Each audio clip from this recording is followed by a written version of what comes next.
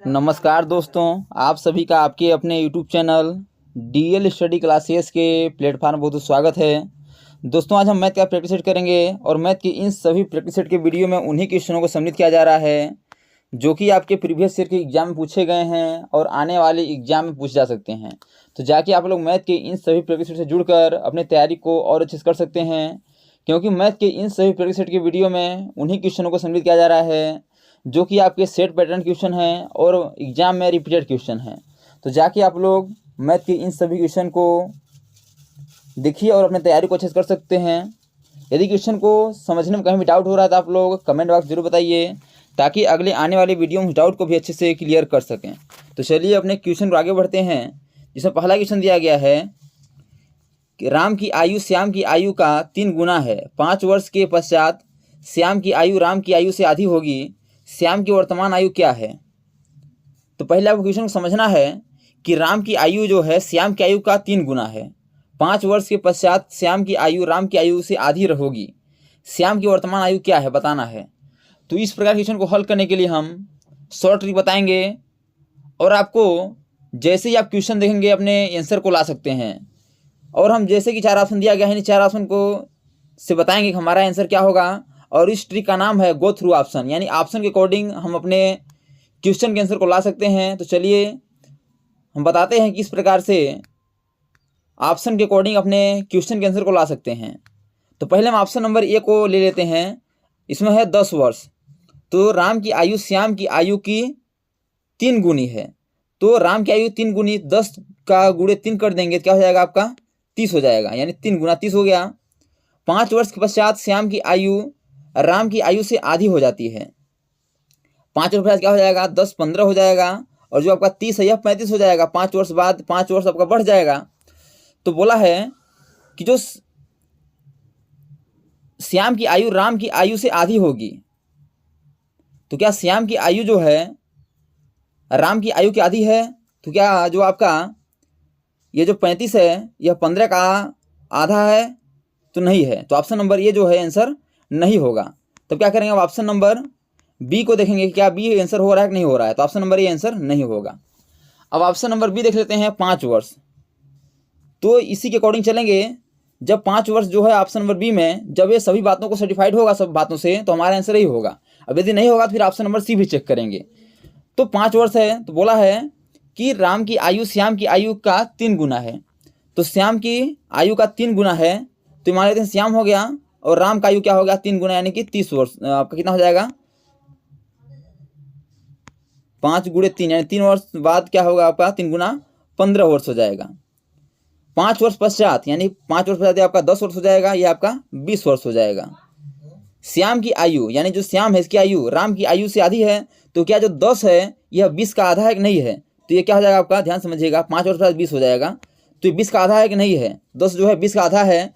तो ये जो ऑप्शन नंबर बी है इन सभी बातों से सर्टिफाइड हो रहा है। तो ऑप्शन नंबर जो बी है यही आपका आंसर हो जाएगा। अगला क्वेश्चन दिया गया है कि एक परिवार में 24 दिन में 60 किलोग्राम चावल की खपत होती है, तो उसी परिवार में 18 दिन में कितने किलोग्राम चावल की खपत होगी? यानी कि 24 दिन में 60 किलो चावल की खपत होती है, तो एक दिन में कितना होगा? कैसे निकालेंगे हम एक दिन, कैसे निकालेंगे?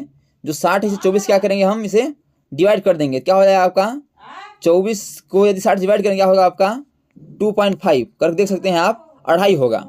जब एक दिन मान लेते हैं कि एक दिन का आ गया, एक दिन का 2.5 किलो खपत हो रहा है, तो बोला है उसी परिवार में 18 दिन में कितने किलोग्राम खपत होगा। तो 18 दिन में 18 गुणे 2.5 कर देंगे, क्योंकि आपका एक दिन में 2.5 किलो हो रहा है, तो 18 दिन में कितना होगा? जब आपका 18 गुणे 2.5 करेंगे तो 18 में 36 और 9 45, क्या हो जाएगा आपका 45 किलोग्राम हो जाएगा। यानी कि 18 दिनों खपत कितना होगा? तो 45 किलोग्राम होगा, जो कि आपका ऑप्शन नंबर सी पर दिया गया है। इसे इसका option number C correct answer हो जाएगा। दोस्तों, मैं आशा नहीं विश्वास करता हूँ कि सभी क्वेश्चन आपको अच्छे समझ आ रहे होंगे। यदि क्वेश्चन में कहीं भी डाउट है तो आप लोग कमेंट बॉक्स में जरूर बताइए, ताकि अगले आने वाले वीडियो में डाउट को भी अच्छे से क्लियर कर सकें। और दोस्तों, आप लोग काफ़ी डिमांड थी कि जीके जेएस का प्रैक्टिस स्टार्ट किया जाए, तो जीके जेएस का भी प्रैक्टिस सेट स्टार्ट कर दिया गया है। तो आप लोग क्लास की टाइमिंग देख लीजिए कि जीके जेएस जो क्लासेस हैं आपका 6 AM यानी कि मॉर्निंग में 6 बजे से क्लासेस स्टार्ट होती हैं। और जो आपका रीजनिंग है, रीजनिंग आपका यह सुबह में 8 बजे 8 AM से इसका क्लासेस चलती हैं। तो आप लोग इन दोनों क्लासेस से जुड़कर अपनी तैयारी को और अच्छे से कर सकते हैं। और जो आपका मैथ का तो 4 PM पर चल ही रहा है, तो इसके अलावा आपके 2 क्लासेस चल रही हैं, तो आप इन तीनों क्लासेस से जुड़कर अपनी तैयारी को और अच्छे से कर सकते हैं। चलिए अपने अगले क्वेश्चन पर आगे बढ़ते हैं। अगला दिया गया है, ए अकेले एक काम को 10 दिन में पूरा करता है जो बी अकेले 15 दिन में पूरा कर सकता है। यदि वे दोनों मिलकर उसी काम को पूरा करते हैं तो 3000 रुपये के कुल वेतन में ए को कितना मिलेगा। तो पहला क्वेश्चन समझिए। बोला है कि ए किसी काम को 10 दिन में करता है और उसी काम को, सेम काम को जो बी है वो 15 दिन में पूरा करता है। यदि दोनों मिलकर काम करेंगे तो कितना दिन में पूरा करेंगे, और यदि दोनों मिल काम करते हैं तो उन्हें कितना पैसा मिलता है, तो 3000 मिलता है। तो 3000 में ए का प्रतिशत कितना होगा। तो चलिए इसे समझते हैं और अपने क्वेश्चन को, आंसर को लाते हैं। तो ये किसी काम को 10 दिन में कर रहा है और बी कितना दिन में कर रहा है, तो बी आपका 15 दिन में कर रहा है। ये आप समझ गए होंगे, आपको दिया है। यदि वो दोनों मिल काम करते हैं तो 3000 रुपये मिलता है। कितना मिल रहा है, 3000 रुपये मिल रहा है। तो बोला है कि 3000 दोनों को मिला के मिल रहा है, तो ए को कितना होगा, बी का कितना होगा, यानी ए का बताना है कि ए को कितना पैसा मिलेगा 3000 में से। तो आप इसे ध्यान समझिएगा। जब किसी काम को ए 10 दिन में कर रहा है और बी उसी काम को 15 दिन में कर रहा है, तो जो ज़्यादा समय लेगा उसको क्या होगा, उसमें उसे कम पैसा मिलेगा, और जो कम समय में करेगा उसे ज़्यादा पैसा मिलेगा। तो ये मान लेते हैं कि 10 दिन में कर रहा है तो उसे क्या होगा, पैसा अधिक मिलेगा, और बी क्या रहा है, अधिक समय लगा रहा है तो उसे पैसा कम मिलेगा। तो उसी प्रकार क्या करना है कि जो आपका पैसा का रेशियो क्या हो जाएगा, ये का अपोजिट हो जाएगा, यानी 15 और 10 का रेशियो हो जाएगा। इसे काटेंगे क्या होगा, 3 × 5 = 15 और आपका 5 × 15 5 × 2 = 10, यानी कि 3:2 के अनुपात में होगा। तो अब कैसे आप निकालेंगे कि टोटल आपका कितना हो रहा है। बोला है कि ए का कुल कितना पैसा होगा। तो इसको निकालने के लिए आपका एक फार्मूला होता है, जो कि आप निकालेंगे कि ए का बोला है ना, तो आपका ए का रेशियो क्या है, 3 है। तो 3 अपॉन टोटल कितना रेशियो है, 3 × 2 = 5 बटे 5 गुणे आपका टोटल के पैसा कितना है, 3000 है। अब इसी को हल कर देंगे तो 5 × 6 = 30, ये हो जाएगा आपका कितना हो जाएगा, 600। कितना हो गया आपका, 600 हो गया। और जो आपका फिर 3 है तो क्या करेंगे, 3 × 600, इसे हल करेंगे कितना हो जाएगा आपका, 36 × 18 यानी 1800। यानी टोटल जो पैसा है ये का कितना होगा, उसमें से 1800 होगा। अब बी को कितना मिलेगा, तो अब इसे निकाल सकते हैं। जब ये का निकल गया 1800 रुपये, तो बी का निकल ही जाएगा, यानी 3000 में से 1800 घटा देंगे यानी 1200, यानी बी को कितना मिलेगा, तो बी को 1200 मिलेगा। तो आपके एग्जाम में पूछ सकता है कि बी को कितना मिलेगा, तो बी को 1200 मिलेगा और ए को 1800 मिलेगा। इसे इसका जो ऑप्शन नंबर सी है यही आपका करेक्ट आंसर हो जाएगा। अगला दिया गया है, 300 पृष्ठों की एक किताब के पन्ने पर नंबर लगाने के लिए कितने अंक अपेक्षित हैं। 300 पृष्ठों की एक किताब के पन्नों पर नंबर लगाने के लिए कितने अंक अपेक्षित हैं। तो पहले आपको समझना पड़ेगा कि एक अंक कितने हो रहे हैं। तो एक से जो आपके 9 होते हैं ये आपके एक अंक के होते हैं, ये कितने हैं, 9। और जो 10 से आपका 99 हो रहा है, ये आप कितने हैं, ये 2 अंक वाले हैं, ये कितने होंगे, तो ये आपके 90 हो जाएंगे, क्योंकि आपका 10 से 99 के बीच चला है, तो 10 को भी जोड़ेंगे और फिर 99 तक, तो क्या होगा आपका 90 हो जाएगा। तो बोला है 300 पृष्ठों में, तो फिर जाएंगे आपका 100 से 300 तक बोला है ना, 300 तक। इसमें कितना होंगे, इसमें आपका 201 होंगे। लेकिन बहुत लोग सोचेंगे कि 300 में से हम इसको 100 घटा देंगे तो हमारा 200 बच रहा है, 201 कहाँ से आ गया। तो 201 आपका कैसे आ गया, बता रहे हैं कि जो आपको इसमें जो 100 भी लिए हैं, 100 भी काउंटिंग हो रहा है। जब 100 काउंटिंग हो रहा है तो क्या हो रहा है आपका, यह 200 हो जा रहा है। तो अब इसे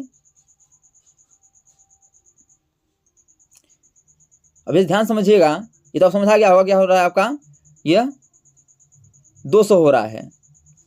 लेकिन बोला है कि पन्ने पर कितने, यानी कि एक पन्ने में 2 पेज होते हैं, यानी कि 2 पेज हो जाएंगे, तो क्या करते हैं, गुणे 2 कर देंगे, क्या हो जाएगा आपका 9 दूना के 18, फिर 180 हो जाएगा, गुणे 2 180 और गुणे 2 कितना हो जाएगा आपका 402।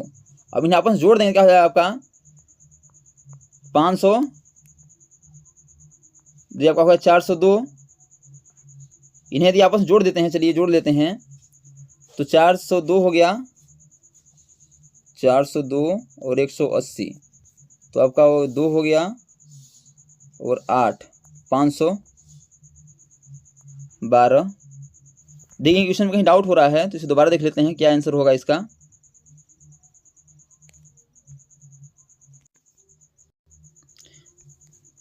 देखिए इसमें कहीं गलत हो रहा था, इसे दोबारा देख लेते हैं कि बोला 300 पेजों की एक किताब में, तो आपका 1 से 9 तक जाएगा तो कितना होगा आपका, यह 9 होगा।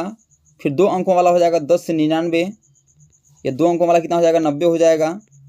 फिर आपका 300 तक दिया है तो 100 से 300, ये कितना हो जाएगा आपका 201 हो जाएगा। अभी समझाए थे आपको कि यदि 300 में से 100 घटाएंगे 200 बचेगा, लेकिन इसमें क्या करना है 200 को काउंटिंग करना है, तो प्लस एक और हो जाएगा, क्या हो जाएगा 201 हो जाएगा, क्योंकि आपका 100 भी जुड़ रहा है उसमें।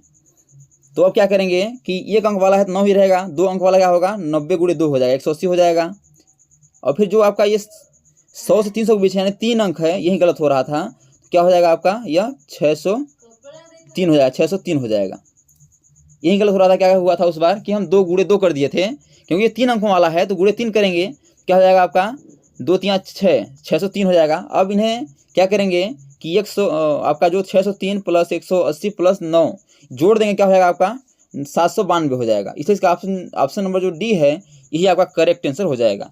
यानी 300 प्रश्नों की किताब के पन्ने पर नंबर लगाने के लिए 792 अंक अपेक्षित हैं, इसलिए इसका ऑप्शन नंबर जो डी है यही आपका करेक्ट आंसर हो जाएगा। तो दोस्तों thanks for watching this video. यह वीडियो आपको कैसा लगा कमेंट बॉक्स में जरूर मेरे बताइएगा।